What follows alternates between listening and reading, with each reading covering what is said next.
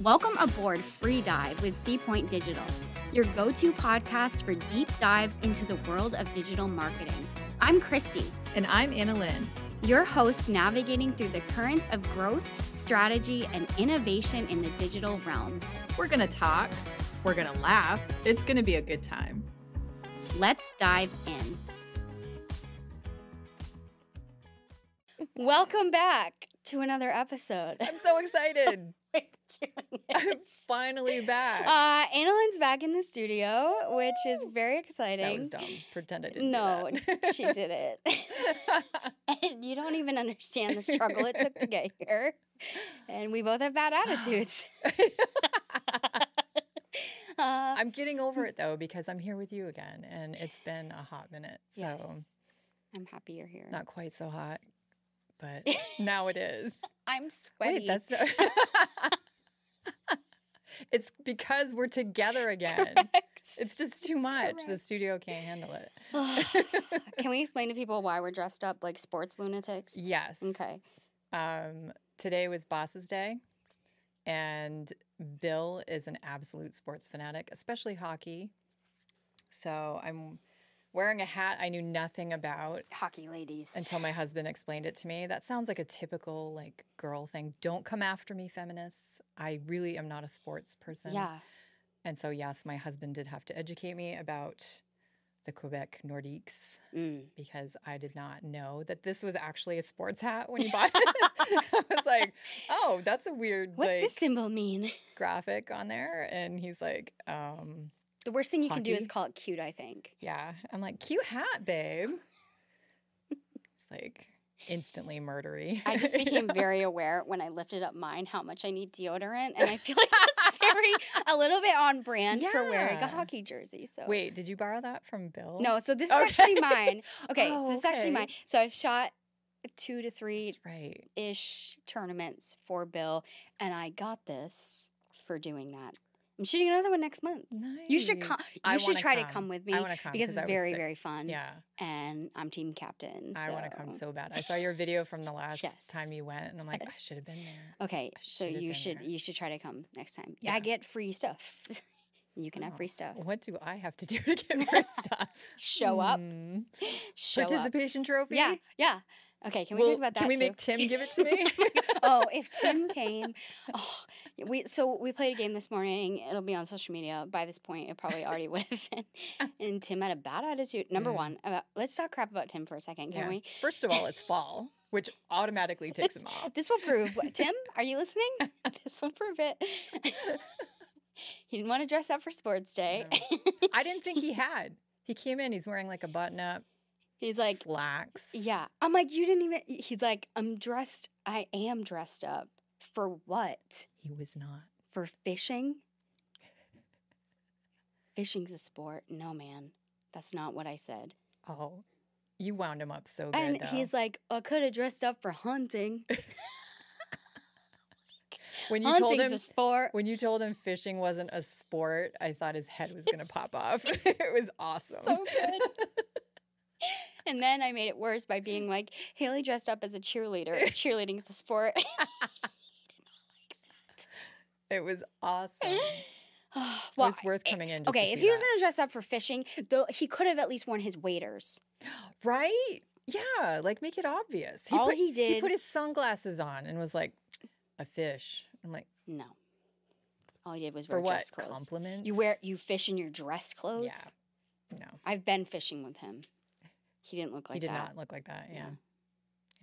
Anyway, done Nope. And then he was mad because we gave everybody a trophy, a little trophy. Okay, yes. We don't have one to show. Yeah, but they're like these little... Bring one to the set, please. Yeah.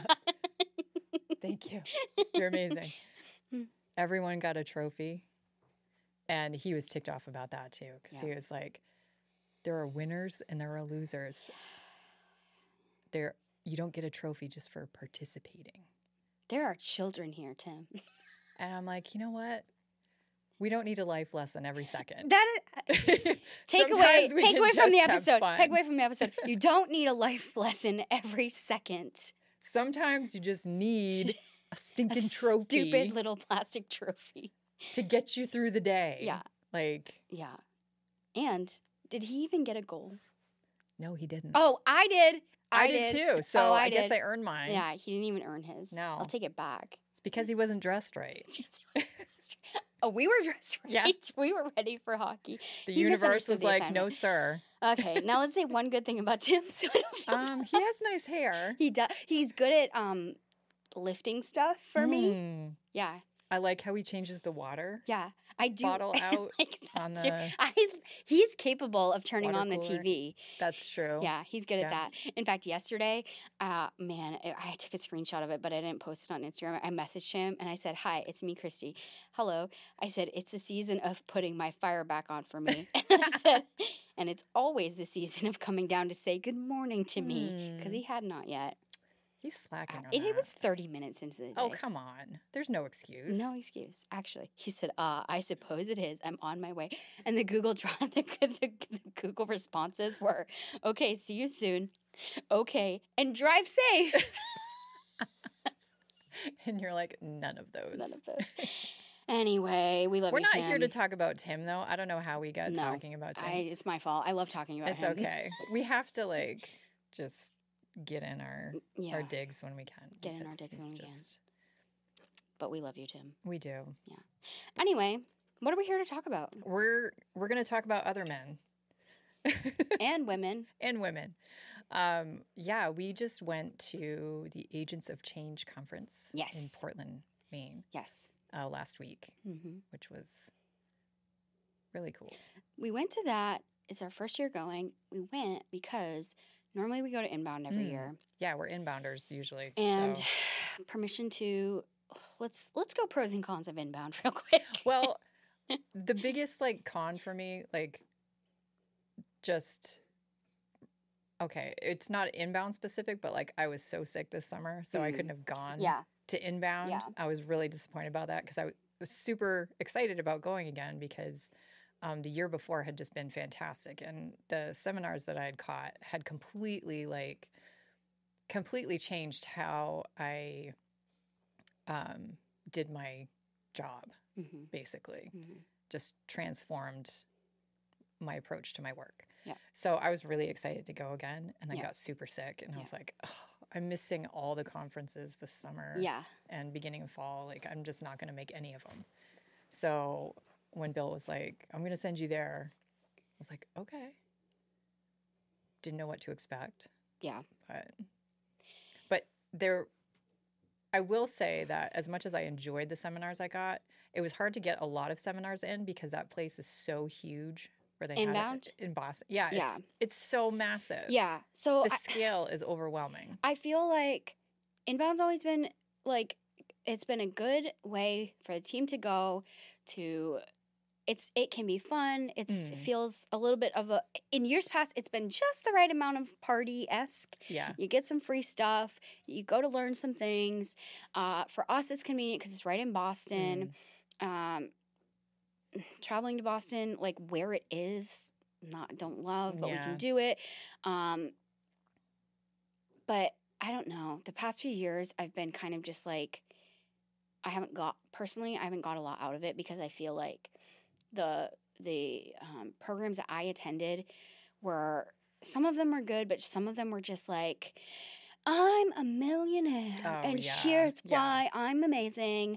Sometimes I just throw away $500,000 because I'm bored, and you should all look up to me and kiss me because I'm amazing. Everyone cheer for me. Bye. Right. And I'm just like, I hated that. I hate you. Yeah. And I hate this. And then I make some boyfriends and then I leave. Oh, that's true. Like I always leave with love affairs. Okay, that last dude, he was married. Okay, last year I left. Yeah. Okay, let me be so clear. That was like a I didn't leave with a married man. Like, no. I had people fall in love with me everywhere I go. Okay, let's just be honest. Conferences especially. Everywhere, conferences. I don't know what she has to keep the men off of me. I do. But it's true. Like, I'm not exaggerating. Yeah. I'm just like, anyway, moving on. But I totally get what you're saying because there were a few, and especially the bigger stages, I thought it was more about, well, here's my story. Here's what I do. Yeah. And it wasn't so much I'm going to teach you how to do something that's going to benefit you. Yeah. Instead, it was like bragging on, I was in the right spot at the right time. It wasn't so much, here are the steps I took to be successful. Yeah. And you can do the same thing. Yeah. And trying to bring people into the same space. Right. It was more by demonstration. I'm here. Yeah, you're not. You're not. Yeah. Don't you want to be me? Yeah. I'm not going to help you get there. Right. I'm just going to like just worship me. Throw out yeah. past history for my success, but not really teach you how to do it yourself. And that I didn't think was very helpful. And it kind of gives you that ick vibe. Like we didn't stay very long in those, but some of the smaller seminars I really liked because I felt it was less about ego and it was more about actual actionable insights that education, exactly. It was education and it was interesting and it was interactive. There were a lot of, questions being taken and answered and they're like, I'm going to, you can download these slides after. I love when speakers do that because then, you're furiously trying to take notes or take pictures of their slide. Yeah. And so there were a couple that were really good that I felt like I really came away from inbound learning something and they were extremely helpful. But then there were others that just were exhausting. Yeah. Like you walk from one end of this massive building to the other just to get from place to place. And then when you get there, you're not really hearing anything beneficial. So it just felt like I wasted half the day. Yeah. People just want to step on a stage to brag about themselves. Right. I literally went to a talk where a guy was just like, this is like last year. Talking like about I was bored and so I don't remember what he was like. I bought like a $50,000 car and then threw it in the trash. Like and I'm just like, okay, dude. Like why do we need to know that? You're literally just bragging about all your money. It's not I'm not here to listen to that. And I really don't like you now. And I've checked out now. I don't want to listen. I'm like, I'm standing up and walking out with my new boyfriend. I'm going to have to break his heart for you. So finding a new conference to go to that was closer to us, that was like a tenth of the price. But I wasn't sure what to expect, honestly. I wasn't sure what to expect either. When I saw the price point for the tickets, and I'm thinking, okay, and it's in, listen, I am a Mainer. I grew up in Maine. This is not shade to Mainers, but we have a very particular way of doing things. And it's not always like the same level as the rest of the country. I don't know. It's not, this isn't coming out right. But Mainers have a very Maine way of doing things, I guess, is what I'm trying to say. So I wasn't really sure what to expect. Is this going to be Boston level or is it going to be very Maine? And cheap, I didn't know. And with the price, I didn't go into it expecting to come away from it with any of the same like caliber tips or more. Right. Yeah. And so I was, open to seeing like, okay, let's give it a shot. I mean, it's close. Portland is so close to us. Yeah. And it was just easier to get there. I love Portland. It was easy to get in and out. Yeah. The venue itself was a little bit claustrophobic because there were so many people there. But in a way, I liked that it was smaller. Yeah. Because it was easier. We were like, there's 3 to 4 rooms where the talks will be. That was fantastic. And I was like, I know where everything is. They're close by. When we separated, it was like, I'll be upstairs. And it's you not knew what going that to take meant. me 5 hours and 15 texts to find you. When we separated inbound, it's like, maybe I'll never see you again. I know.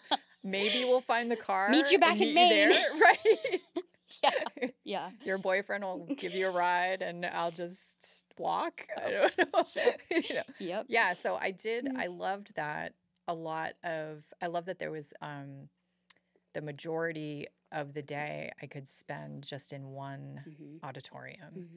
And then there were, rooms that you could go to catch other things, but it wasn't like this big I didn't need a map, which I loved. Yeah. And I loved too because I wasn't like rushing to and from, one side of a building to the other. I was able to catch more talks than I did at inbound. Yeah.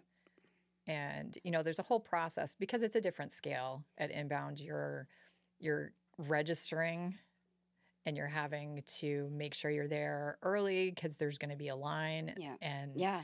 I think it's an experience you should definitely have as a marketer. Yes. Like you should Yeah, go I agree. at least once. I agree. Especially if you are part of the HubSpot universe. Yes, like, definitely. You need to go. Yeah. And I think it's valid. But I very much appreciated Agents of Change because it was less expensive, closer to home, a much easier venue to navigate. And the caliber of speakers was, I think, on par with inbound. 100%. Yeah. And I know speakers that have been to Agents of Change that have spoken at inbound as well. Oh, yeah. So it's like you're getting the same quality, but we get to be closer to home, which is great. Yeah. So I think if anyone has the opportunity now that it's going to the West Coast next year, inbound, if you're on the West Coast, close to the West Coast, and you have the opportunity to go, take advantage of that and go just so you can experience it. But if you're here on the East Coast next year, you can't fly your team out to the West Coast or you don't want to. Yeah. Check out Agents of Change because it was really good. I left feeling just as excited as I did from those inbound courses that I sat in on because of the insights that we took away from the speakers here. Like I got the same feeling of it. Like, okay, I'm learning something that we can definitely use. I was just much less exhausted, frankly. Yeah. Much less exhausted. I got more out of the day. Yeah. Because it wasn't such a... It was slower paced. Yeah. Like, the parking garage was like you walk out of your car and straight into the building. It was like we had lunch as part of our ticket. We had a lunch break, and we were able to sit outside and chill. Like, we still got to take our dumb photos together. Like, just all of that. So, yeah. And we just left when we wanted. Like, we decided not to stay for the drinks at the end just because we, are both chronically ill. And I decided to just not take any boyfriends home this year. So, yeah. I think I did some preemptive screening. I really did. Because there were a few, like, checking you out. And I was like... This is making me sound really bad. It's jokes. No, you can't help it. It's jokes. You can't help it. I can't help it. You put out a vibe. Yeah. I don't know what it is, but... I don't know what it is. In the comments, what do you think it is? No. So should we talk about who some of our favorites were? Yeah, We've spent like half our time just... Yeah. We're going to have to edit this hard. Oh my God. No, I'm not editing anything. We haven't been together. The problem is we haven't been together in so long to do a podcast. We've been doing like these remote ones, which fine. But we haven't done this. You know what? I thought about it, Kevin, when I had Kevin on the podcast, and he was talking about how you wished it was me. Oh, he was talking about how there's just a different vibe doing it in person and watching it when people are in person versus. And then I'm picking up him being like, so if you agree, put it in the comments. You can chat GPT that. So, anyway. Favorite Agents of Change parts? You go first. Okay. Yeah. So I really loved, there were a few that I liked, but one that I really loved was John Jantsch from Duct Tape Marketing. Mm-hmm. Yeah, that was the first one, right? He was fantastic. Rethinking the customer journey? Yep. Yeah.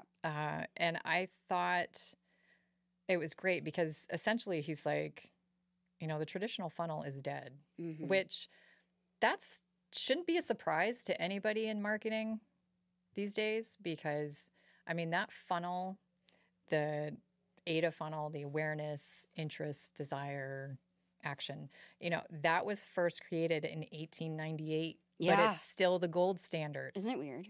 Yeah, it's very weird. But there are some that are still just like holding on to it, clawing to it, and like just refusing to accept that it's shifted. Yep. customers have changed the way they interact with businesses and the way that they are buying. And so I loved his, he put it out there that really business hasn't really changed, since that original ADA funnel was created. Yep. But what has changed is just behaviors. And so he was saying that to grow a business today, it's less about demand and it's more about organizing behaviors. Yeah. And how people recognizing how people choose to be customers or clients and working with that instead of just refusing to change how you go after that business. Yeah. And just like, nope, this is what they're going to do. This is what they always have done. And this is what has always worked. You're just basically digging your own grave. Yeah. And so I loved his new sequence of behaviors was know, like, trust, try. Yep. I had that written down too. Repeat, refer. Yep. It's more steps. Yep. And it's more of a process. So that means you really have to understand and know what each of those steps are, what they mean, and then how to fulfill those things so that they will do each of those things. And he was talking about during that, just like leaning into how we choose our customers and we choose our competition. Yes. Yeah. We attract and we repel. Yeah. By doing that. Yeah. Yeah. I loved that. And it's like we decide what our thing is going to be. Like, is it going to be pricing? Yeah. Okay. If it is, then you are directly determining who your competitors are going to be. Yeah. If you're going to decide, I'm going to lowball my price because I think people are going to be attracted to spending less money, you're instantly putting yourself in a pool of competition that is saturated. Yes. You're not distinguishing yourself at all. Oh, I loved that And I point. loved when he said that. Loved that point. Yeah. And the same is true with our customers. I love how he was saying that we all have these customers that were like, oh, we just want more like this. Yeah. You can go get them. Yeah. Yep. And it's steps like these that determine, are you going to have more customers like that? It's totally within your control. And it's kind of frustrating if, you hear people talking about it like it's some abstract thing that can't be achieved. It's like a luck thing or, and it's like, it's a very intentional thing. Intentional. Yeah. Yeah. And he stressed that a lot about being intentional, like really intentionally passing the first impression test with prospective clients, and being intentional with your website. Yes. Understanding just how these clients and potential customers interact with you and being intentional about what their interaction is going to be like. And how to try out your business. I wrote notes about that. Like filling out a form. Right. Is just a way to try out your business. Calling, listening to a video, a webinar. Like, what's it like to work with you? Yeah. Right. How are you creating these opportunities for potential customers to try to see what it's like to work with you? Right. Yeah. That know, like, trust part of the process is something that we can control. Right. And I think a lot of marketers think that it's just, well, they're either going to like us or they're not. Right. We can't decide for them. Yeah. Well, you can influence it a lot. Is your website frustrating to deal with? Right. Do they understand? Like, he was throwing out some percentages that 92% visit a website for a reason other than to make a purchase. And that's how they're trying out your business. They're seeing if they want to do business with you. Right. And like, does your website say what you do, or does it say what problems you're going to solve for them? Yeah. Yeah. Like, what's going to be more interesting to them? What's going to be a better interaction for them? Yeah. So that intentionality, I think, was such a good point or a good reminder to stress, because we can feel sometimes that so much of this process is out of our control. Yeah. And it's not. Right. So, and one other thing that he said that I really liked was to go after referrals. Yes. You and I have talked about it quite a bit. So much. And it's such a big blind spot with a lot of companies because, you know, it can kind of feel icky and it can basically like to just go after and be like, tell us why you love us, you know. But that clients that were referred are 5 times more likely to refer someone else. That was an interesting point to me. Yeah. The percentage that stuck out to me was even if you have across the board happy customers or happy clients, only 29% of people refer a business that they love. Yes. Which is, it's okay, but it's still pretty low when you think about it. I know when I love a product or a company, I tell everybody. Yeah. Because I'm like, it either made my life easier. Yeah. It produced something that just was fantastic. Yeah. You know, and you want to tell people when something was successful. But I loved his point that when we use referrals, it's like borrowing trust, which can help build trust with new customers or clients, which is far easier than like starting new with someone. Yeah. And I really liked that thought of borrowing trust. Yeah. So it's something that shouldn't be overlooked and that we should be going after more. And that was one of the things I'm like, we need to do this more. Yep. I already feel passionate about that. Most likely anybody listening also needs to do that more. I'm sure everyone can work on that. It's the one thing, unless you're super on top of it, you kind of just, well, people will talk about it if they like it. I feel like it's one of those things everyone can probably improve in. Yeah. Yeah. Yeah. I feel like we only have like 10 minutes left, so let's keep moving. So I had next 10 AI methods of B2B content and lead gen. Oh, from Andy Crestadina. Yeah, he was great. Yeah, I really liked that a lot. Just kind of going through some AI. Was this the one that was AI tools? He talked a lot about prompts. Okay. I loved this. I took away a lot from his talk because I wasn't really into AI at all a few years ago. Like, hated it, thought it was dumb. Yeah. And was like, just didn't want it anywhere near our writing team because I'm like, it's not a writer, it's producing crap. You know? And this kind of got me thinking on like certain things that he said really got my brain spinning. Like AI think that it stands for assume incorrect. Yeah. Like, don't trust AI, trust yourself. Yeah. And that's something that's like, you do have to think about that when you're using it. You do have to assume that it's not giving you accurate information or that it's not writing correctly for you. You can't just spit into it and assume it's spitting out. It's not a better version of you. Right. That's what I think writers sometimes forget. Yeah. It's a tool. Right. It's a tool. It's like, I explained it. My husband asked me once, he's like, when I told him that I had used it to write something, and he was like, so it wrote it for you? And I'm like, no, let me explain it to you this way. Say you're building a house. It's like using a nail gun instead of a hammer. Yeah. Yeah. It's a tool. Yeah. It's not you. Yeah.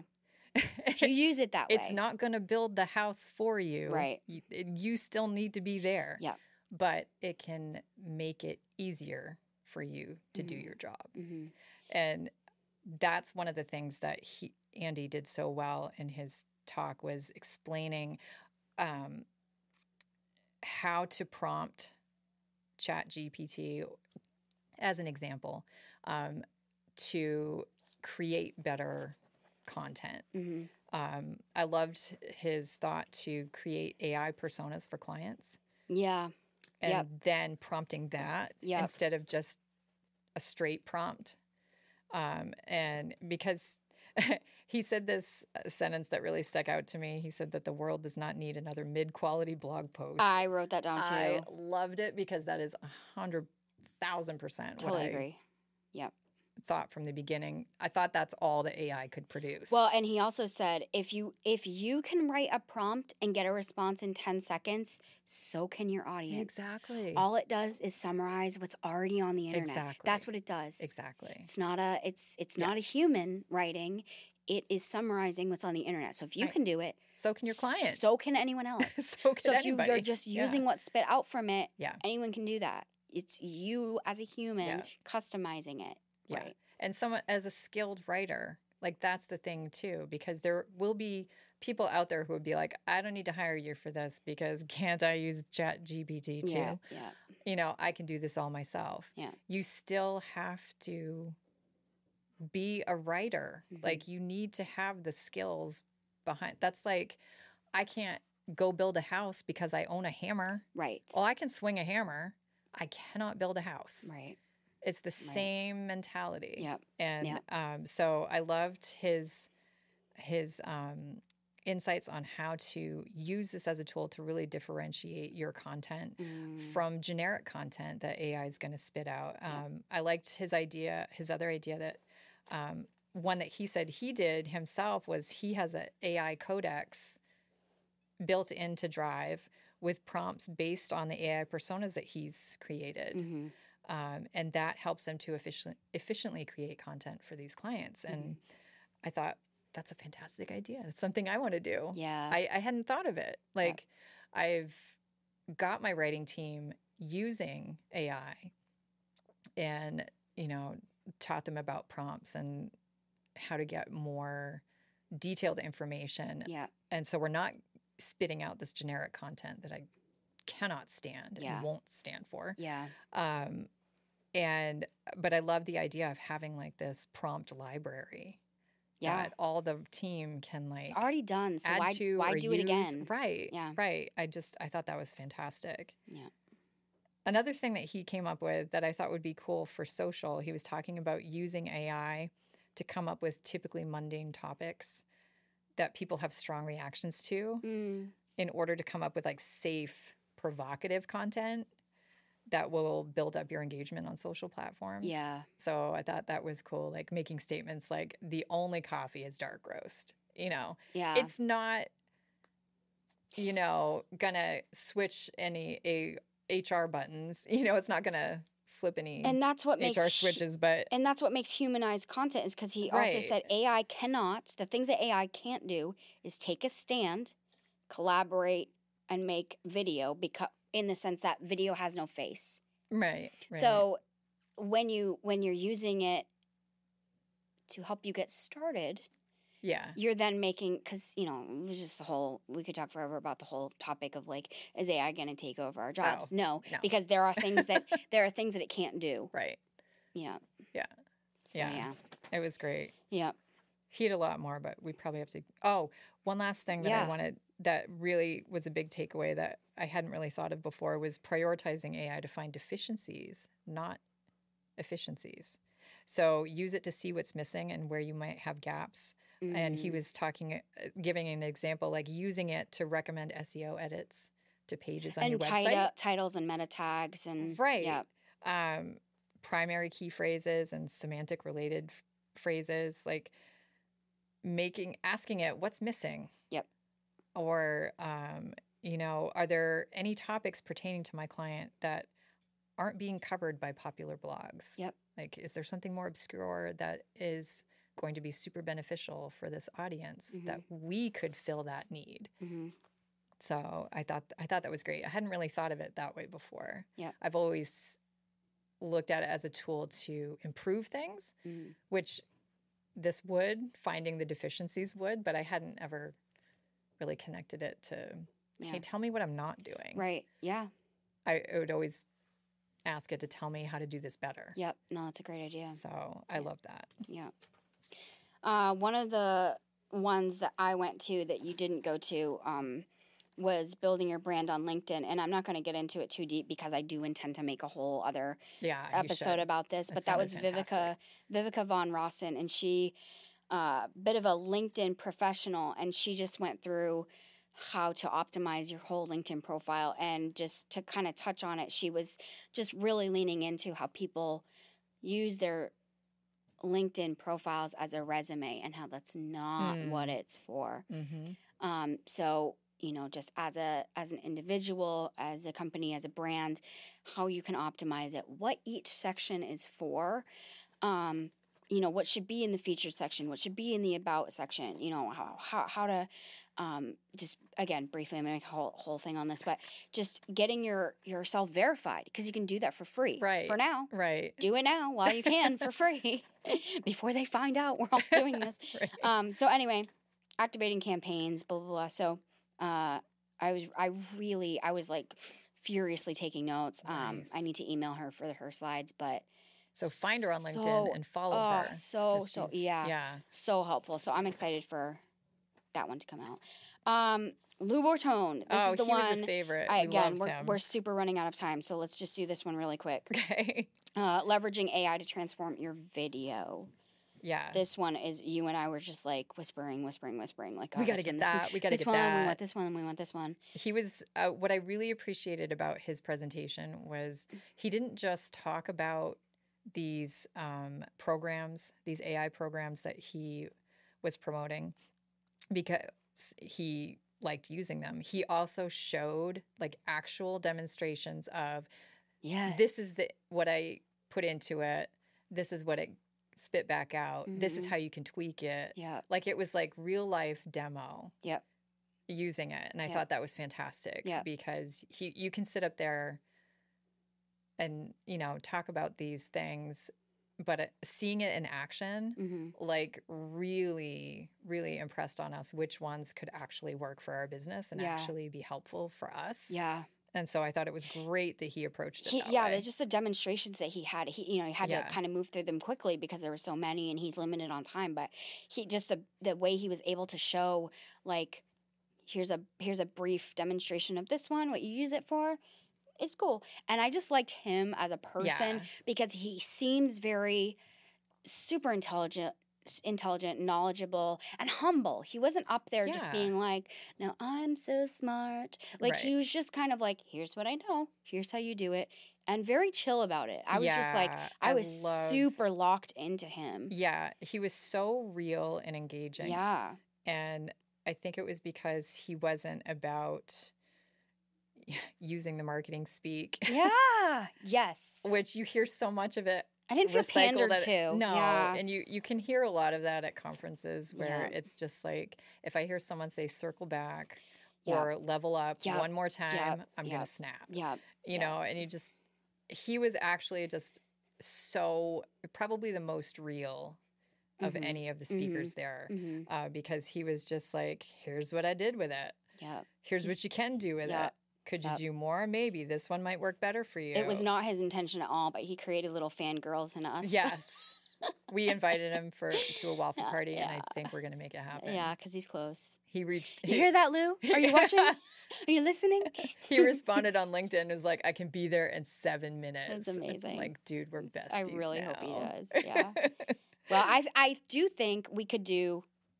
If he decided to come, but if he did not, we could do a whole episode on AI video tools. Like some of the tools that he talked about, and he talked about some that were free, like Notebook LM, the Google one that's free. And then he also talked about ones like Descript.com, Pictory AI, Hedra.com, ones that had like minimal monthly subscriptions. And I love that he talked about ones for a wide range of uses, like not just for content, like writing content, but also like podcasting and video. Yeah. Yeah. I'm excited about those. And they were all at different price points. And he demonstrated from each, like the top 3, I think, that he used all the time. Yeah. He did a demonstration of each one of those. Like, here's how it could be beneficial for you. So again, I loved his breakdown of it. He made it seem so accessible, which I think was really cool because there were some people in the audience that were just starting out in marketing, were like a one-man show or one-woman show. Yeah. And wanted to incorporate video or podcasting. Like, he was showing tools that can help agencies like that who don't maybe have a full team. And he was talking about how you can utilize them even if you don't have a full team. Something Like for he was talking everybody. to everybody. Yeah. Yeah. Yeah. He was fantastic. Yeah. So Well, that's the highlights, guys. there was a lot of good stuff. Yeah. It was a packed day. Like we left feeling like we'd filled up our brains. Yeah. And it's like, we're not new to marketing. Right. And sometimes when you go to these, and especially where we hadn't been to this one first, Yeah. we were like, it's a lot cheaper than inbound. Are we really going to get Yeah. anything out of this? Yeah. But I was happily surprised. It was fantastic. Yeah, I told Bill, I'm like, we're taking more of us next time. Yeah, so. I want the whole team. Yeah. Let's Yeah. bring the whole team next time because it was a great day. Yeah. Really, they did me proud. I Yeah. felt like, it's good. Good stuff. Okay, we rambled on and on and on, so we must call it quits, and hopefully you'll be here next No. time. I know. We got to do this again soon We because will. we can't have, there's too much crisis in both of our lives. Yes. We need more of this. Yes. Thank you all for listening and being here. Bye. We'll see you next time. It's the end. No, it's not. There's more. There's always more. Don't be sad. You can catch our full video interviews on our YouTube channel. Come find us. And don't forget to subscribe, like, and share with your friends so that we're not sad. And follow us on TikTok. And Instagram. It'll make your day happier, promise. And we'll know if you do. Until next time.